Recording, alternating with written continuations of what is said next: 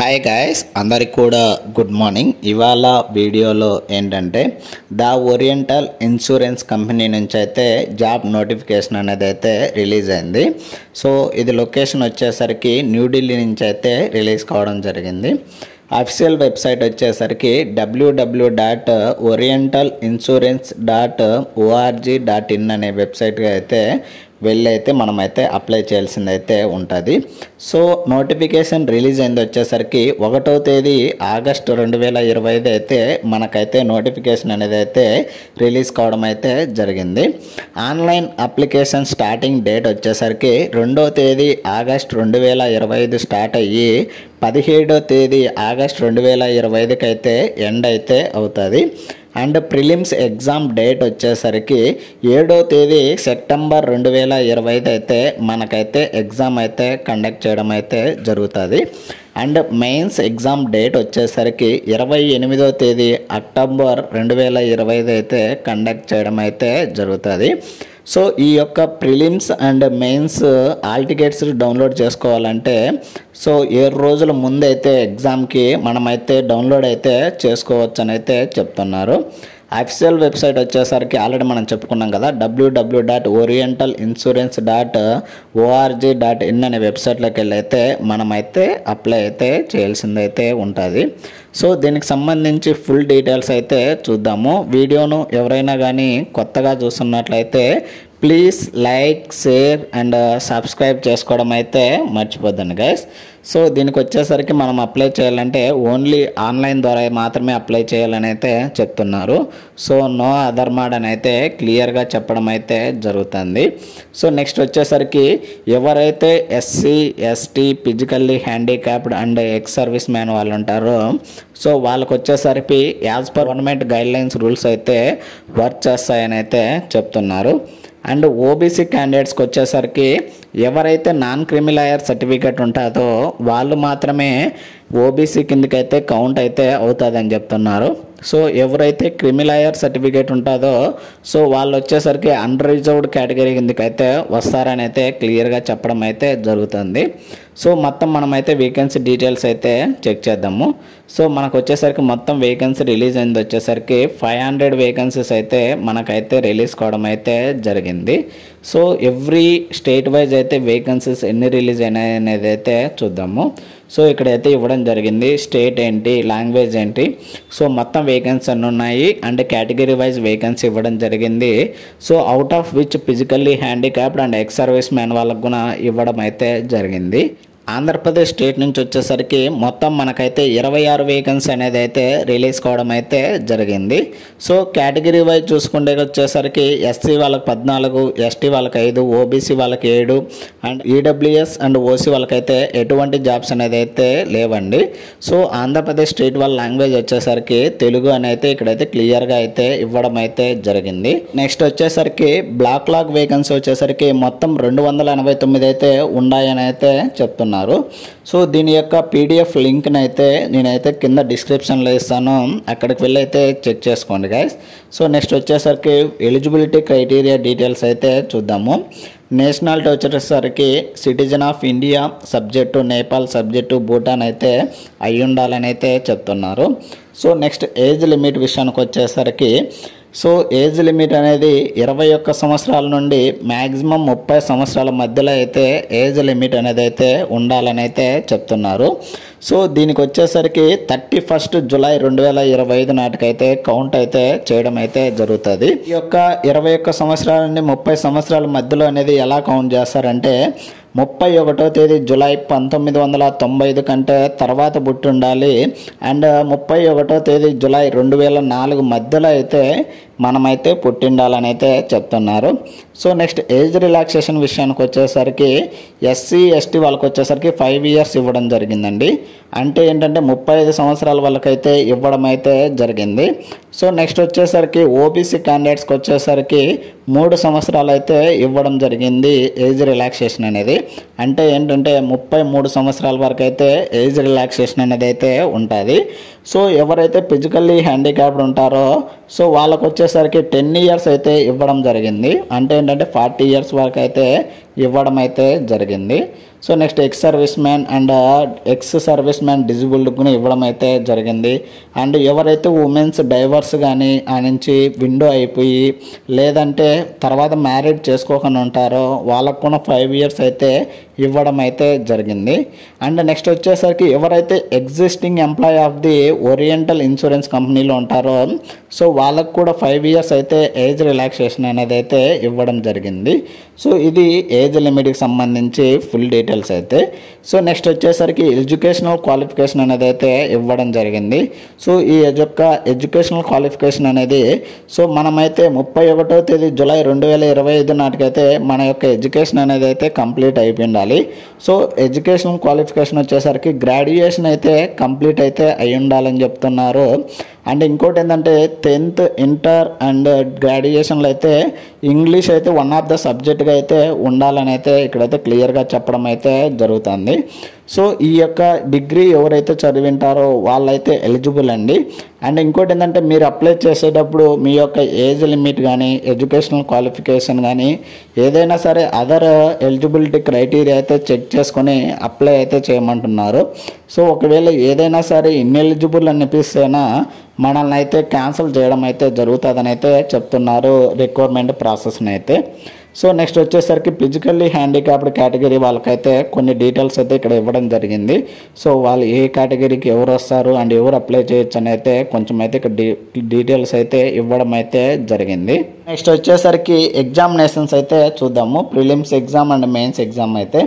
So మనమైతే ఏంటంటే apply చేయాలన్నా ఆల్రెడీ మనం చెప్పుకున్నాము www.orientalinsurance.org.in అనే వెబ్సైట్లోకి వెళ్ళైతే అప్లై చేయాల్సిందైతే ఉంటుంది.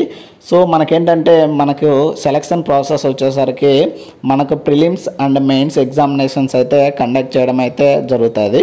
సో ఎవరైతే ప్రిలిమ్స్లో షార్ట్ లిస్ట్ అయింటారో సో వాళ్ళకు వచ్చేసరికి మెయిన్స్ ఎగ్జామినేషన్ అనేది అయితే కండక్ట్ చేయడం అయితే జరుగుతుంది. సో ఆ మెయిన్స్లో సెలెక్ట్ అయిన తర్వాత వాళ్ళని ఏంటంటే రీజనల్ లాంగ్వేజ్ టెస్ట్ అయితే కండక్ట్ చేస్తామని చెప్తున్నారు. బిఫోర్ ఫైనల్ సెలెక్షన్ అయితే ఇవ్వడం అయితే జరిగింది. సో ప్రిలిమ్స్ ఎగ్జామినేషన్ సిలబస్ అనేది అయితే చూద్దాము. సో మనకు ప్రిలిమ్స్ ఎగ్జామ్లో మొత్తం మనకి 100 మార్క్స్ అయితే ఇవ్వడం జరుగుతుంది. ఎగ్జామ్ వచ్చేసరికి 1 hour అయితే ఇవ్వడం జరుగుతుంది. 3 sections అండి. సో ఏమేమి అనేది చూద్దాము. సో ఆల్రెడీ మనం చెప్పుకున్నాం కదా 100 questions ఇస్తారు 100 మార్క్స్కి అండ్ 1 hour అయితే ఎగ్జామ్ అనేది అయితే కండక్ట్ చేయడం అయితే జరుగుతుంది. సో టాపిక్స్ వచ్చేసరికి మనకి ఫస్ట్ ఇంగ్లీష్ లాంగ్వేజ్ అండి. ఇంగ్లీష్ లాంగ్వేజ్ నుంచి 30 questions ఇస్తాడు 30 మార్కులకి అండ్ టైం వచ్చేసరికి 20 నిమిషాలు అయితే ఇవ్వడం జరుగుతుంది. సో ఎగ్జామ్ అనేది ఇంగ్లీష్ అండ్ హిందీలో ఉంటుంది. సో ఇంగ్లీష్ పేపర్ అనేది ఓన్లీ ఇంగ్లీష్లోనే ఉంటుందండి. నెక్స్ట్ సెకండ్ వన్ వచ్చేసరికి టెస్ట్ ఆఫ్ రీజనింగ్ నుంచి 35 questions ఇస్తారు 35 మార్కులండి. టైం వచ్చేసరికి 20 minutes. ఇది వచ్చేసరికి ఇంగ్లీష్ అండ్ హిందీలో అయితే ఉంటుంది. నెక్స్ట్ థర్డ్ వన్ వచ్చేసరికి టెస్ట్ ఆఫ్ న్యూమరికల్ ఎబిలిటీ అండి. సో 35 questions ఇస్తాడు 35 మార్కులకి 20 నిమిషాలు అయితే టైం అనేది అయితే ఉంటుంది. ఎగ్జామ్ వచ్చేసరికి ఇంగ్లీష్ అండ్ హిందీలో అయితే ఎగ్జామ్ అయితే కండక్ట్ చేయడం అయితే జరుగుతుంది. సో ఎవరైతే షార్ట్ లిస్ట్ అవుతారో ప్రిలిమ్స్ వాళ్ళకైతే మెయిన్ ఎగ్జామినేషన్ అనేది అయితే కండక్ట్ చేయడం జరుగుతుంది. సో ఈ మెయిన్స్ ఎగ్జామ్ వచ్చేసరికి ఆబ్జెక్టివ్ టెస్ట్ అనేది అయితే కండక్ట్ చేయడం జరుగుతుంది. మొత్తం 250 మార్కులకు ఉంటుంది. టైం వచ్చేసరికి 2 hours టైం అయితే ఇవ్వడం జరిగింది.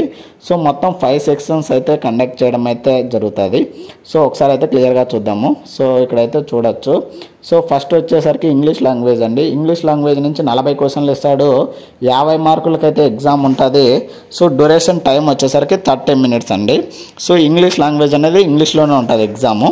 అండ్ నెక్స్ట్ వచ్చేసరికి టెస్ట్ ఆఫ్ రీజనింగ్ వచ్చేసరికి 40 questions ఇస్తాడు 50 మార్క్స్ అండి. టైం వచ్చేసరికి 30 minutes. సో ఎగ్జామ్ వచ్చేసరికి ఇంగ్లీష్ అండ్ హిందీలో ఉంటుంది. నెక్స్ట్ థర్డ్ వన్ వచ్చేసరికి టెస్ట్ ఆఫ్ న్యూమరికల్ ఎబిలిటీ వచ్చేసరికి 40 questions ఇస్తాడు 50 మార్కులకి. టైం వచ్చేసరికి 1/2 hour అయితే ఉంటుంది. నెక్స్ట్ ఫోర్త్ వన్ వచ్చేసరికి టెస్ట్ ఆఫ్ కంప్యూటర్ నాలెడ్జ్ అండి. 40 questions ఇస్తాడు 50 మార్కులకి. టైం వచ్చేసరికి 15 నిమిషాలు అయితే ఇవ్వడం జరుగుతుంది. నెక్స్ట్ ఫిఫ్త్ వన్ వచ్చేసరికి టెస్ట్ ఆఫ్ జనరల్ అవేర్నెస్ నుంచి 40 questions ఇస్తాడు 50 మార్క్స్కి. టైం వచ్చేసరికి 15 minutes అయితే ఉంటుంది. సో టోటల్గా వీడి ఎగ్జామ్ వచ్చేసరికి ఇంగ్లీష్ అండ్ హిందీలో అయితే కండక్ట్ చేయడం అయితే జరుగుతుంది.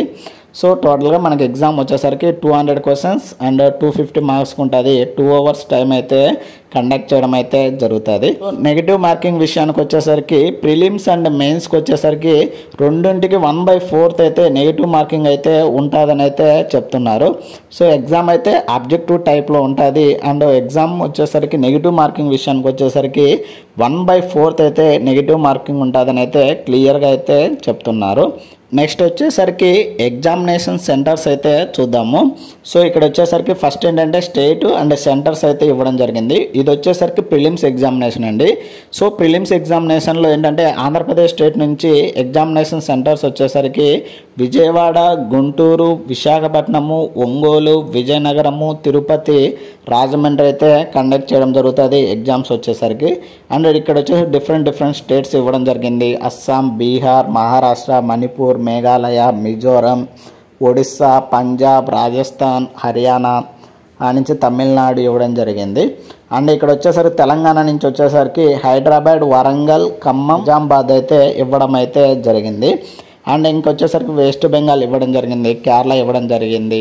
అండ్ కర్ణాటక స్టేట్ వచ్చేసరికి బెంగళూరు, హుబ్లీ, ధర్వాడ, మ్యాంగ్లూరు, మైసూరు అట్లా ఇవ్వడం అయితే జరిగింది. అండ్ నెక్స్ట్ వచ్చేసరికి ఫేజ్ 2 ఎగ్జామినేషన్ సెంటర్స్ వచ్చేసరికి ఆంధ్రప్రదేశ్ అండ్ తెలంగాణ స్టేట్ నుంచి వచ్చేసరికి హైదరాబాద్ అయితే ఇవ్వడం జరిగింది. అండ్ నెక్స్ట్ వచ్చేసరికి ఛత్తీస్గఢ్ ఇవ్వడం జరిగింది, ఆ నుంచి బీహార్ ఇవ్వడం జరిగింది. ఇలా ఎగ్జామినేషన్ సెంటర్స్ అయితే ఇవ్వడం జరిగింది.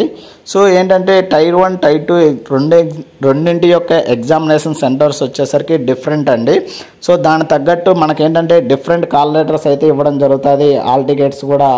సో మనమైతే వాటి యొక్క ప్రిలిమ్స్ అండ్ మెయిన్స్ రెండింటికి కలిపి ఆల్ టికెట్స్ అయితే సపరేట్గా డౌన్లోడ్ చేసుకోవాల్సింది అయితే ఉంటుంది అఫీషియల్ వెబ్సైట్లో www.orientalinsurance.org.in అనే వెబ్సైట్లోకి వెళ్ళి అయితే అప్లై చేయాల్సింది అయితే ఉంటుంది. సో అప్లికేషన్ ఫీజు విషయానికి వచ్చేసరికి అప్లికేషన్ ఫీజు స్టార్టింగ్ డేట్ వచ్చేసరికి 2వ తేదీ ఆగస్ట్ 2025 స్టార్ట్ అయ్యి 17వ తేదీ ఆగస్ట్ 2025 నాటికైతే ఎండ్ అయితే అవుతుంది. సో నెక్స్ట్ వచ్చేసరికి ఎవరైతే SC, ST, physically handicapped and ex service man వాళ్ళు ఉంటారో వాళ్ళకు వచ్చేసరికి 100 రూపాయలు అయితే ఎగ్జామినేషన్ ఫీజు అనేది అయితే ఉంటుంది. సో ఎవరైతే except SC, ST, physically handicapped ex service man అండి, అంటే ఓసీ, ఓబీసీ క్యాండిడేట్స్ ఉంటారో సో వాళ్ళకు వచ్చేసరికి 850 రూపాయలు అనేది అయితే అప్లికేషన్ ఫీజు అనేది అయితే ఉంటుంది. సో మనం ఎలా అప్లై చేయాలంటే ఆల్రెడీ మనం చెప్పుకున్నాము, ఆన్లైన్ అప్లికేషన్ స్టార్టింగ్ డేట్ వచ్చేసరికి 2వ తేదీ ఆగస్ట్ 2025 స్టార్ట్ అయ్యి 17వ తేదీ ఆగస్ట్ 2025 అయితే ఎండ్ అయితే అవుతుందని. సో ఆన్లైన్ అప్లికేషన్ ప్రాసెస్ వచ్చేసరికి సో ఫస్ట్ మనం ఏంటంటే అప్లికేషన్ అయితే మనమైతే రిజిస్టర్ చేయాల్సింది ఉంటుంది, మన యొక్క డీటెయిల్స్ అన్నీ ఎంటర్ చేయాల్సింది ఉంటుంది. సో ఎంటర్ చేసిన తర్వాత మన యొక్క కేటగిరీని బట్టి మనమైతే పేమెంట్ అయితే చేయాల్సింది ఉంటుంది. సో ఆ పేమెంట్ అనేది కంప్లీట్ అయిపోయిన తర్వాత మనమైతే డాక్యుమెంట్స్ అయితే అప్లోడ్ చేయాల్సింది ఉంటుంది. Like photography, signature, left thumb impression and hand right declaration అయితే సబ్మిట్ చేయాలని అయితే చెప్తున్నారు. సో ఇది ఇవాల్టి వీడియోలో గైస్. ఇలాంటి మరిన్ని వీడియోస్ అండ్ మరిన్ని అప్డేట్స్ కోసం అయితే please like, share and subscribe చేసుకోవడం అయితే మర్చిపోద్దండి గైస్. సో చాలామంది ఏంటంటే వీడియోని చూస్తున్నారు బట్ లైక్ చేయట్లేదు గైస్. ప్లీజ్ లైక్ చేయండి గైస్. Thank you.